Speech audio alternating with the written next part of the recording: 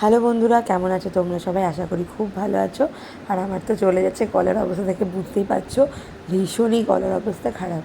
তো যাই হোক, আজকে কিন্তু বর্ষনার আরও 3খানা মন্দিরের এখানে ভিডিও রয়েছে, আমি একসাথে কম্বাইন করে তোমাদের সাথে শেয়ার করছি। এখন যে মন্দিরে যাচ্ছি সেটা হচ্ছে বিহারি মন্দির, মানে মীরাবাই কিন্তু এখানে আসতো। এখানে মীরাবাইয়ের যাবতীয় তথ্য এখানে রয়েছে। আমি পুরোপুরি ডিটেলসে তোমাদেরকে দেখানোর চেষ্টা করছি।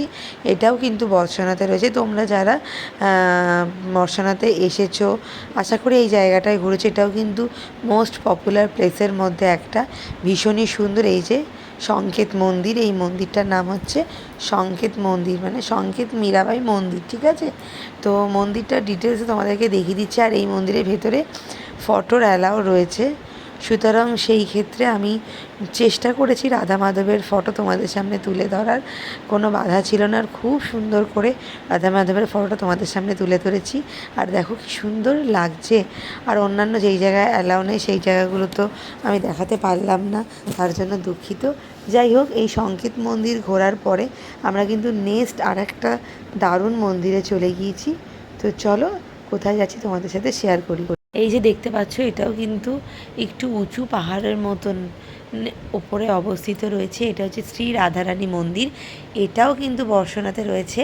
মানে এই মন্দিরটাতে যদি তুমি ওঠো না, এই মন্দির থেকে পুরো বর্ষনাটা সুন্দর করে দেখা যায়। দেখো, আমি তোমাদেরকে পুরো ডিটেলস দেখানোর চেষ্টা করছি।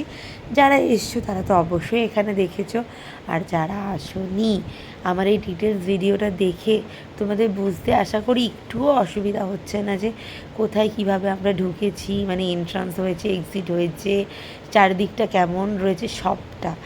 আর এই যে দেখো, আমি তোমাদেরকে পুরোটাই দেখানোর চেষ্টা করছি। আশা করি তোমাদের ভীষণ ভালো লাগছে। তোমরা যারা যারা আসোনি অবশ্যই একবার এসো, আশা করি তোমাদের ভীষণ ভালো লাগবে। যে তোমাদেরকে বললাম, পুরো বর্ষনাটা সুন্দরভাবে দেখা যায়। এই মন্দিরটা যেহেতু একটু পাহাড়ের ওপরে অবস্থিত, তো দেখো পুরো বর্ষনাটা কি সুন্দর লাগছে। যদি রাত্রের বেলা হতো আরও বেশি সুন্দর লাগতো, তাই না? তো এই যে শ্রী রাধারানী মন্দিরটা তোমাদেরকে দেখাচ্ছি। আর প্রচুর ভিড় হয়, সব সময় ভিড়। আর এখানে তো একটা বৈশিষ্ট্য রয়েছে, একটানা ঠাকুরের মুখ দেখা যায় না, খেপে খেপে একটু দেখা যায় আবার বন্ধ, একটু দেখা যায় আবার বন্ধ। নেক্সট কিন্তু আমি আর একটা মন্দিরে চলে এসেছি, সেটাও তোমাদের সাথে শেয়ার করছি। বর্ষনাতে কিন্তু অনেকগুলো মন্দির রয়েছে, ভালো ভালো মন্দির। তবে একটা কি বলো তো, খুব শর্ট দিনে না এই বৃন্দাবনটা ঘোরাটা, মথুরা বৃন্দাবন ঘোরাটা খুব শর্ট দিনে হয় না। যদি তোমরা একদম ডিপভাবে ঘুরতে চাও, পুরোপুরি ভালোভাবে জানতে চাও, বুঝতে চাও, অন্তত 1 সপ্তাহ তোমাদের টাইম লাগবে। আমরা মেন যেই ঘোরার জায়গাগুলো রয়েছে সেগুলোই আমরা কভার করেছি, আর সেগুলোই তোমাদের সাথে দেখানোর চেষ্টা করছি ডিটেলসে। এমনি তো ট্যুর প্ল্যানটা তোমাদেরকে শেয়ার করেছি। আর এই যে ভিডিওটা করছি, এটা যে পুরো ডিটেলস ভিডিও, যারা দেখেছো তাদের জন্য তো খুব ভালো, আর যারা আসতে পারে তাদের জন্য বুঝতে অসুবিধা না হওয়ার জন্য এই ভিডিওটা। আশা করি তোমাদের ভালো লাগছে। চলো নেক্সট, এই যে মন্দিরটা তোমরা দেখতে পাচ্ছ, এই মন্দিরের ডিটেলসটা তোমাদেরকে জানাই, আশা করি তোমাদের খুব ভালো লাগবে। আশীশ্বর মহাদেব এখানে যখন কৃষ্ণ নন্দগাঁওতে এসেছিল, তখন মহাদেব কৃষ্ণের সাথে দেখা করার জন্য এইখানে তার অবস্থান করেছিলেন। তাই এই মন্দিরটার নাম হচ্ছে আশীশ্বর মহাদেব।